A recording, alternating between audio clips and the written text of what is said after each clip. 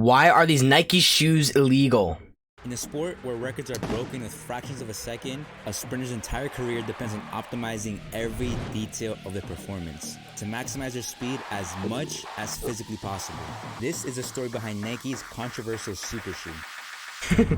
Yeah, it's not that big of a deal. They're just shoes.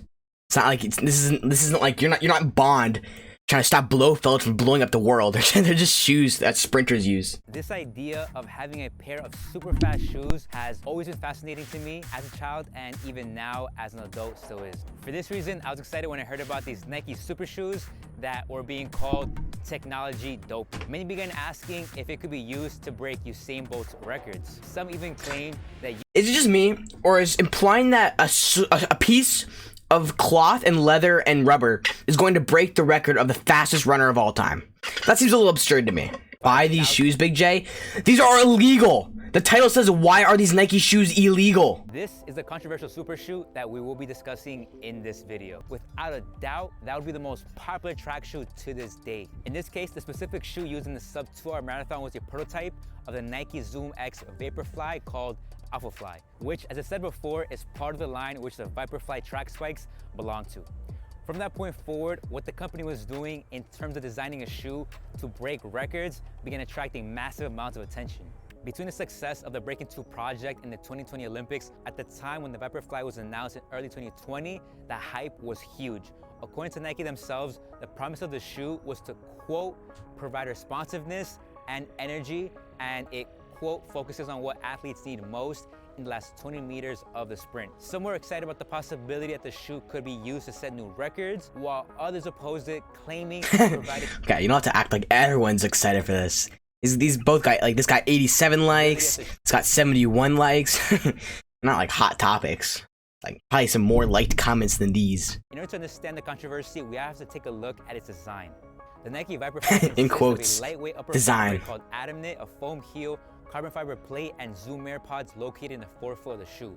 What makes this shoe different from any other track spec we've seen before are the use of the Air Zoom pods. Chances are you've seen them before, but what exactly are they? This is how Nike describes them. Tightly stretched tensile fibers are knit inside a pressurized Nike Air unit, giving the Air Zoom cushioning its snappy responsiveness. Each time an athlete's foot touches the ground, the fiber compresses to cushion the impact before quickly springing back up to the original state, generating an explosive, powerful response off the ground. While the technology itself isn't new, how is it an explosive, powerful response? They're tiny fibers, and they're lifting off a human being. It cannot be that strong, right? This isn't like Spider-Man's webs. Is it all hype, or can the shoes actually make you faster? There's essentially two ways to become faster. One is to increase the length of your steps. Oh my goodness. If this is actually Usain Bolt, which I'm assuming it is given the Bolt sign he's wearing, he's so ripped. I knew he was a runner, but why is he so buff? He's like almost as buff as me. That's crazy. Two ways to become faster. One is to never increase the bucks. length of your steps. No, sorry, sub goal. When I get 1 million subs on Twitch, that'll come out. Don't worry. Also known as strides, by putting more force into the ground. Two is to decrease your ground contact time. Simply put, take faster steps. Assuming this technology can deliver on the promise that Nike is making, in theory, this shoe can actually do both. Concerns that this shoe is cheating, athletic organizations rewriting their rules, and even backlash from the legend himself. This technology doesn't seem that insane. It's just like a shoe that springs a bit. Is it really gonna like alter the world? Doesn't seem like it to me, but I've also never run in my life, and I hate running with a passion. Usain Bolt. This is where we must ask, can they actually help someone destroy Usain Bolt's seemingly untouchable world records? Usain Bolt holds 3 world records: 9.58 in the 100 meters, 9.19 in the 200 meters, and 36.84 in the 400 meter relay, which have been untouched for over 10 years. Can these shoes change that? Well, the New York Times reported using the Zoom Vaporfly, an individual was 4 to 5% faster than a runner wearing an average shoe, and 2 to 3% faster than runners in the next fastest popular shoe. The question is, how likely are these results? First, we have to take into consideration that this is assuming the sprinter is running with perfect technique, which is rarely ever the case. Second, we have to take a look at what's already been done in the world of marathon running to see what the actual improvements have been from this technology. Using a prototype Alpha Flies, the Poji officially ran the fastest marathon in a time of 1 hour, 59 minutes, and 40 seconds. Prior to that, without the So shoes, fast. he has said, apart from the last 2 years, No Laos has been consistently improving his 200-meter time as he continues to develop as a sprinter, combined with a 1.6. Yeah, but those times are so flexible. Like, just because your peak time is like 9.3 seconds doesn't mean that you're gonna get now consistently 9.3 seconds every single time you run. Feels like you'd be like, a little off my game, 9.37.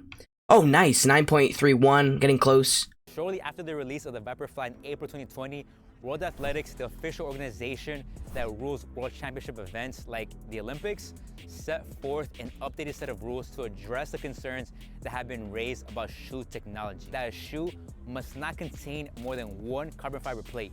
Additionally, For all track events up to 800 meters, track spikes must have a maximum sole thickness of 20 millimeters. According to the Times, they were shelved over fears that they would have undermined Bolt's legacy. To me, that just sounds like great marketing. In the process of editing this video, I actually found that they had released an updated version called the Nike Max Fly. These are designed for the 100 to 400 meters and have the same Nike AirPod technology. Like, what are they gonna do when like shoes become so advanced that everyone can be like half the Flash's speed? Because like they can't like keep shoes down forever. They're able to ban this one design, but like shoes are just gonna get more advanced as technology gets more advanced. So it's always gonna make us stick at the lower levels of Usain Bolt. Always gonna protect Usain Bolt's legacy. this is only the beginning of a new era of shoe technology. I personally find it exciting that we're developing new ways to expand the boundaries of human capability, not just in shoes, but also in training. As information spreads faster through the internet, some good, some bad, high-performance training is more accessible to more people than ever before. Between new developments in athletic gear and better access to training information. All right, boys, nice video. That's from the Sprint Project. It's very, very, very well done.